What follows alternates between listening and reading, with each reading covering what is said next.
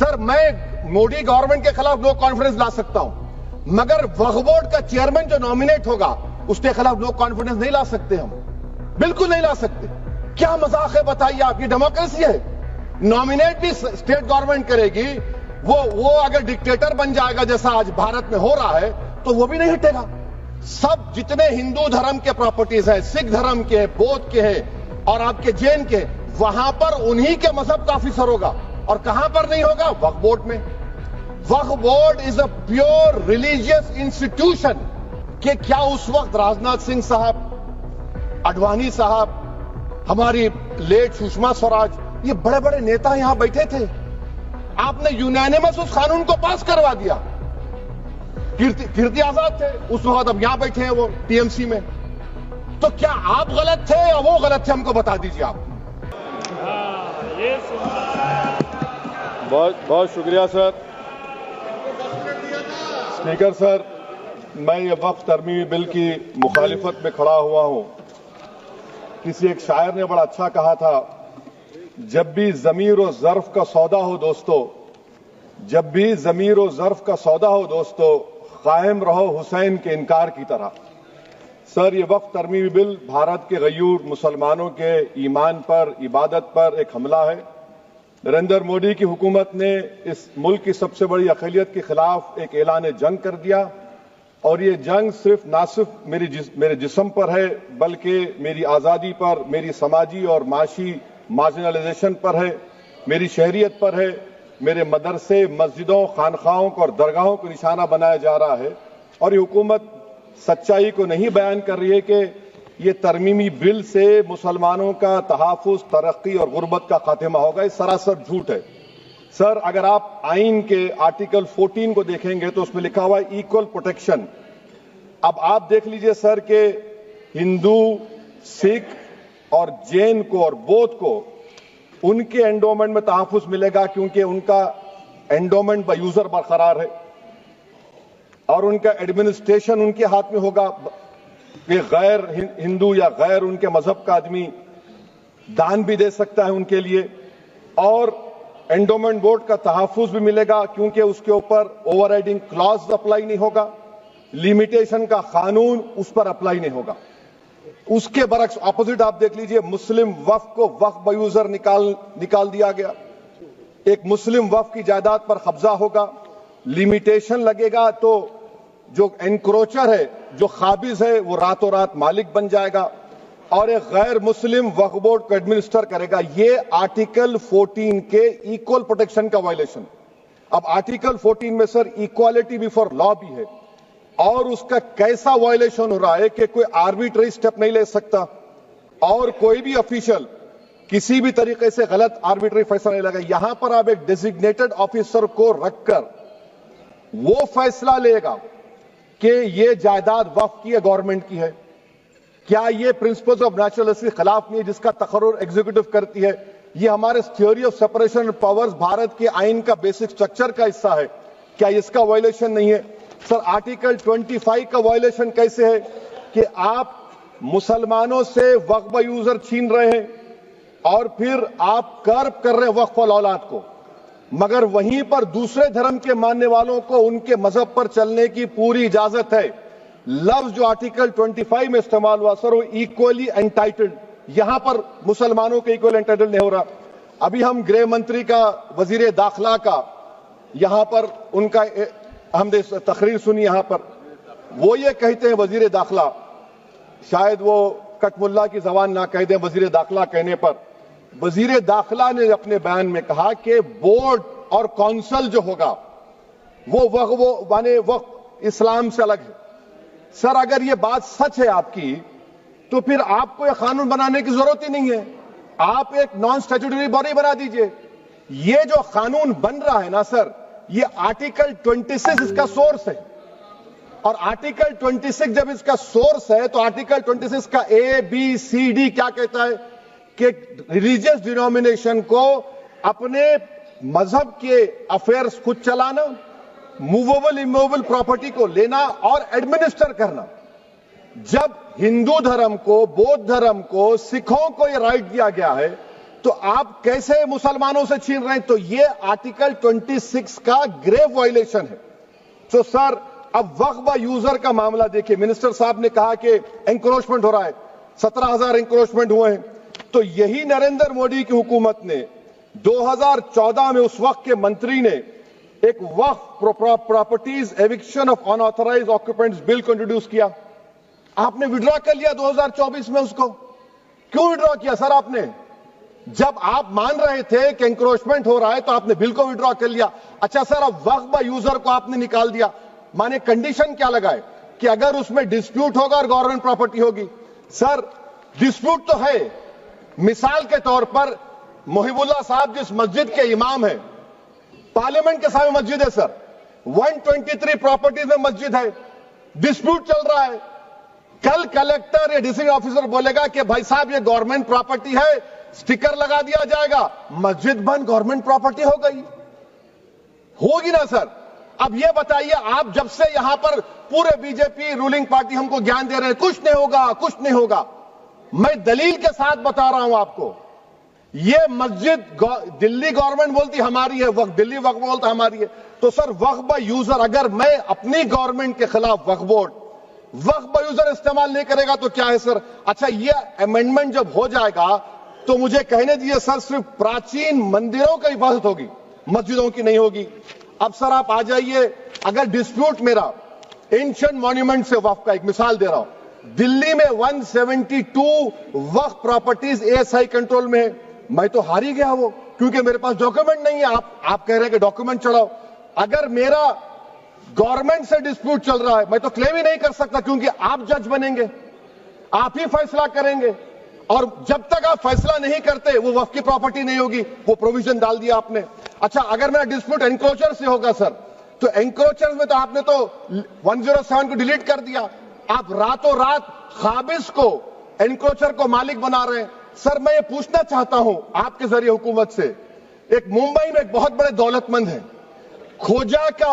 खोजा बरादरी का यतीम खाना था, उन्होंने 2004 या 5 में 22 करोड़ में खरीद लिया। वो केस सुप्रीम कोर्ट में कि आप उनको मालिक बनाना चाहती है लिमिटेशन एक्ट अप्लाई करके, हमको बताइए, हम जानना चाह रहे हैं।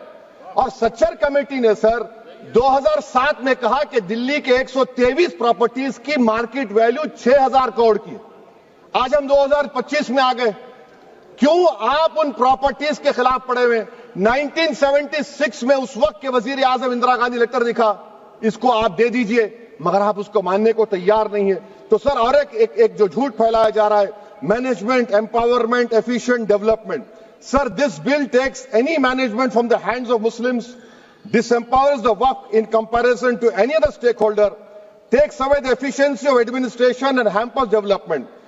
Waqf disempowerment in the name of efficiency, inefficiency is being created. The progress of development from pre-independence till today is sought to be destroyed. Sir अभी हमारे होम मिनिस्टर साहब ने फजल पुकाया केस का जिक्र किया। सर मैं आपसे गुजारिश करूंगा कि होम मिनिस्टर जरा अच्छे लोगों को रखकर इंफॉर्मेशन ले। फजल पुकाया का ऑबिटर क्या है? इट इज ऑबिटर, वो रेशियो डिसेंडेंटाई नहीं है जो आपने कहा है। अच्छा सर, शेड्यूल ट्राइब के बारे में कहा, क्या शेड्यूल ट्राइब में मुसलमान नहीं होते? शेड्यूल कास्ट में नहीं होता मुसलमान, शेड्यूल ट्राइब में मुसलमान होता। तो क्या आर्टिकल 25 मेरा चला गया, आर्टिकल 26 चला गया, आर्टिकल 14 चला गया, 15 चला गया, 29 चला गया? लक्षद्वीप का एक मुसलमान एमपी है, क्या उसको राइट नहीं है क्योंकि ट्राइबल है? क्या कह रहे हैं आप? इस ऐवान को क्यों गुमराह कर रहे हैं आप शेड्यूल ट्राइब के नाम पर? सर और एक चीज जो आपको बता रहा हूं सर, अब आप जब आर्टिकल 26 से मेरा सोर्स है, तो आप सेंट्रल वक्फ काउंसिल में 22 में से 10-11 आप नॉन मुस्लिम को बना सकते हैं। रिलीजन न्यूट्रल आपने कह दिया, और आप बनाएंगे, क्यों बनाएंगे आप? स्टेट वक्फ बोर्ड में 7 नॉन मुस्लिम होंगे और 4 मुसलमान। क्यों होंगे? क्योंकि आप लॉ में 95 में डायरेक्ट मैनेजमेंट में ले सकते हैं 5 साल के लिए। आप वक्फ यूजर को आप कलेक्टर डिस्ट्रिक्ट ऑफिसर बोलेगा ये वक्फ की प्रॉपर्टी नहीं है, तो वो वक्फ बोर्ड खामोश बैठ जाएगा, कुछ एक्शन ही नहीं लेगा, क्योंकि वो आपके प्यादे हैं। अच्छा, जब आप नॉमिनेट करेंगे सर मैं मोदी गवर्नमेंट के खिलाफ नो कॉन्फिडेंस ला सकता हूं, मगर वक्फ बोर्ड का चेयरमैन जो नॉमिनेट होगा उसके खिलाफ नो कॉन्फिडेंस नहीं ला सकते हम। बिल्कुल नहीं ला सकते।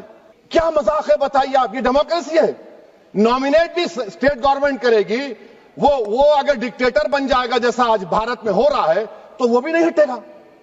कम से कम यहां पर तो इलेक्शन है, वहां पर तो आप 5 साल झेलते रहो उसको। अच्छा सर, अब ये जो क्लॉज 11 और क्लॉज 9 आप 16AA से देखिए, where the qualification of the members of the board has been limited only to 3 categories contained in 14(1)(c).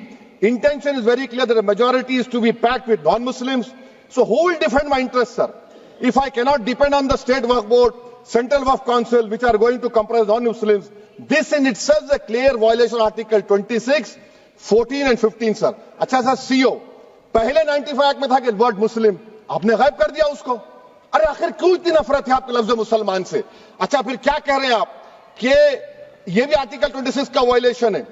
सब जितने हिंदू धर्म के प्रॉपर्टीज हैं, सिख धर्म के, बौद्ध के हैं और आपके जैन के, वहां पर उन्हीं के मजहब का ऑफिसर होगा। और कहां पर नहीं होगा? वक्फ बोर्ड में। Waqf board is a pure religious institution, इसको समझने की जरूरत है। तो आप ये कर दे रहे हैं सर। अच्छा सर, आप देखिए, अब आप आ जाइए ये ट्राइब्यूनल पर। मुझे समझ में नहीं आया सर कि हमारे होम मिनिस्टर वजीर दाखिला ने क्या कह दिया कि 2013 का जो कानून है वो नहीं बनता तो हम नहीं लेके आते। मैं बड़े अदब के साथ उनसे पूछना चाह रहा हूं कि क्या उस वक्त राजनाथ सिंह साहब, अडवाणी साहब, हमारी लेट सुषमा स्वराज, ये बड़े बड़े नेता यहां बैठे थे? आपने यूनानिमस उस कानून को पास करवा दिया। कीर्ति आजाद थे उस वक्त, अब यहां बैठे हैं वो टीएमसी में। तो क्या आप गलत थे या वो गलत थे? हमको बता दीजिए, आप बता दीजिए। क्योंकि अगर अडवाणी आपके लिए बहुत बड़ा नेता है, मेरे लिए नहीं हो सकते, आपके लिए आपने पद्मश्री दिया उनको। मोहतरमा सुषमा स्वराज की जबरदस्त तकारीर का मैं कायल हूं, वो बैठकर उस 2013 को यूनानिमस पास कर दिए। मुझे कंफ्यूजन है कि क्या अमित शाह, नरेंद्र मोदी बड़े हैं या अडवाणी बड़े? आपके लिए आप तय कर लीजिए। अच्छा सर, आपके tribunal sir, railway Clements tribunal, NGT tribunal, income tax, वैसे 14-15 ट्राइब्यूनल है, हिंदू एंडोवर का ट्राइब्यूनल, सबका अपील नहीं होती, रिव्यू होता है। गृह मंत्री सरकार कह रही है कि नहीं, रोक दिए, रोक लगा। कैसे रोक लगाते हैं? रिव्यू और अपील में तो फर्क होता है ना सर। आप ही कह रहे हैं कि पूरे कोर्ट्स में बैकलॉग है और आप अपील कर रहे हैं। अच्छा सर, रिटायर्ड डिस्ट्रिक्ट जज 95 में सिटिंग डिस्ट्रिक्ट जज था, जो एडमिनिस्ट्रेटिव कंट्रोल था सीजीआई साहब, उसको निकाल दिए। अच्छा सर, अब आप अभी हमारे मंत्री साहब ने कहा trust, sir Shri Sai Baba trust 2004, वो ये कहता है जो ऑफिसर उसमें काम करता उसको साई बाबा का डिवोटी होने चाहिए और उसको डिक्लेरेशन लिख के देना पड़ेगा। यहां पर हो रहा तो यहां पर क्यों नहीं हो रहा? अच्छा सर, आप फिर देख लीजिए, ये आपका हो गया सर। हां, अब अमित शाह साहब ने सेक्शन 2A के बारे में कहा और उन्होंने इस बात का इकरार कर लिया कि दाऊदी बोहरा के लिए यह बनाया गया है। मगर मैं आपके जरिए से गवर्नमेंट से पूछना चाह रहा हूं, आपने तो उस प्रोवाइजो में दाऊदी बोहरा का नाम ही नहीं लिखा, आपने उनको भी थैंक यू कर दिया, उनका नाम क्यों नहीं लिखा आपने? और सर, और गवर्नमेंट क्या कर रही है? आप मुस्लिम समाज में जो बेकार किस्म के लोग हैं उनको एक रास्ता बना रहे हैं, एग्जिट दिखा रहे हैं कि तुम्हें वक्त से बचना है तो तुम्हें ट्रस्ट बना लो। ये क्या कर रहे हैं सर आप? कम से कम उन दाऊदी बोहरा को आप दे देते। अच्छा sir, clause 3V section 36 clause 18 देख लीजिए, oral Waqf, oral appointment has sought to be discontinued even though it is recognized practice in Islam. Muslim personal law has recognized oral waqf and 1937 Shariat Application Act. Sir, आप clause 3(9) पर आ जाइए। 5 साल के लिए मुसलमान, मैं किरण रिजिजू से पूछना चाहता हूं, सर दाढ़ी रखे तो मुसलमान प्रैक्टिसिंग है या क्लीन शेव आपकी तरह है? तो बताइए हमको, प्रैक्टिसिंग क्या होगा? अच्छा, किसी को पकड़ के मॉब लिंच कर दिया और बोले कि JSR का नारा लगाया, और वो JSR का नारा लगाया तो क्या मुसलमान रहेगा? नहीं रहेगा। या फिर देश के प्रधानमंत्री ने कहा था कपड़े देखकर पहचानो, तो क्या कपड़े देखकर आप कह देंगे? अच्छा, अगर कोई क्रिश्चियन हिंदू धर्म कबूल करता है तो क्या वो मंदिर को नहीं दे सकता प्रॉपर्टी? फिर भारत के संविधान में आर्टिकल 300 क्यों है सर? राइट टू इक्वालिटी क्यों है? फ्रीडम ऑफ रिलीजन क्यों है? 5 साल कहां से लाएंगे? अच्छा सर, और एक चीज मैं आपको बोल के खत्म कर दूंगा सर। इस बिल में वक्फ औलाद का सर, इसमें आप देखिए clause 432, the creation of waqf aulad shall not result in denial of inherent rights to heirs including women heirs और द वाकिफ और the right of person. Sir, ये आर्टिकल 25 का वायलेशन है, शरीयत एप्लीकेशन एक्ट 37 का वायलेशन, आर्टिकल 300A का वायलेशन है। अच्छा, हिंदू धर्म में सेल्फ एक्वायर्ड प्रॉपर्टी को एक हिंदू, अब उसके फर्ज के 2 बच्चे हैं, वो एक को अपनी पूरी दौलत दे सकता है, कोई रोक टोक नहीं है। वो कहेगा नहीं मैं घर के बच्चों को नहीं दूंगा, मोहल्ले के गरीब को दे दूंगा, वो भी कोई रोक टोक नहीं है। वहां पर आपको बच्चों की फिक्र नहीं है। जब मैं अपनी प्रॉपर्टी को अल्लाह को मालिक बनाकर दे रहा हूं, आप कह रहे बच्चों की फिक्र नहीं है। इतनी मोहब्बत आप बिल्किस बानो से दिखा देते तो आपके लिए दुआएं देती आपके लिए। तो सर, आप दूसरी बात आप देख लीजिए सर, आखिरी बात कहकर मैं अपनी बात को मुकम्मल कर रहा हूं सर। नहीं मुकम्मल कर रहा हूं, स्पीकर साहब बहुत टाइम दे दिए। सर आप देखिए, इसमें अमित शाह साहब बोले कि इतनी प्रॉपर्टीज का कब्जा हुआ, चोरी हुई, ये हुआ। सर, क्लॉज 2652A सेक्शन, अगर कोई प्रॉपर्टी बेचता है 2 साल की सजा थी, आपने क्या कर दिया, उसको 6 महीने कर दिया। नॉन बेलेबल था, आपने बेलेबल कर दिया। सेक्शन 40 की बात करते हैं। सेक्शन 40 में सर हमको जो ज्वाइंट वर्किंग कमेटी के जो नोट्स दिए, उसमें मिनिस्ट्री ऑफ माइनॉरिटी अफेयर्स ने कहा कि 30 साल में 515 केसेस सेक्शन 40 के, और सिर्फ 8 लोग कोर्ट को गए। वक्फ यूजर का कानून तेलंगाना आंध्रा में है, सेक्शन 40 का कानून तमिलनाडु 63 है, आंध्र प्रदेश में 43 है। और सर आप डायरेक्शन दे रहे हैं। अच्छा, क्लॉज 4218B देखिए सर, आप रूल बना रहे हैं, कोऑपरेटिव फेडरलिज्म के खिलाफ है, इतना रूल बना रहे हैं। और आखिर में सर मैं आपको बताना चाह रहा हूं स्पीकर साहब, ये बिल का मकसद सिर्फ मुसलमानों को जलील और रुस्वा करना है, मुसलमानों को दूसरे दर्जे का शहरी बनाने का इनका मकसद है। सर अगर आप हिस्ट्री को पढ़ेंगे तो महात्मा गांधी उस वक्त के व्हाइट अफ्रीका में सफेद फार्म अफ्रीका के कानून को महात्मा गांधी ने कहा था कि ये मेरा कॉन्शियंस इसको मानता नहीं, मैं इस कानून को कबूल नहीं करता हूं। तो महात्मा गांधी ने क्या किया, उन्होंने उस कानून को फाड़ दिया। तो मैं गांधी की तरह इस कानून को फाड़ता हूं। ये अनकॉन्स्टिट्यूशनल है सर। इस देश में झगड़े पैदा करने का काम बीजेपी करना चाहती है मस्जिद और मंदिर के नाम पर, इसीलिए मैं इसका कंडेम करता हूं। और मैं आपसे गुजारिश करता हूं कि मैंने अपने 10 अमेंडमेंट दी है, आप इसको कबूल करिए सर, मुझे बोलने का मौका दीजिए और उस पर डिवीजन का मैं डिमांड भी करूंगा। Thank you sir.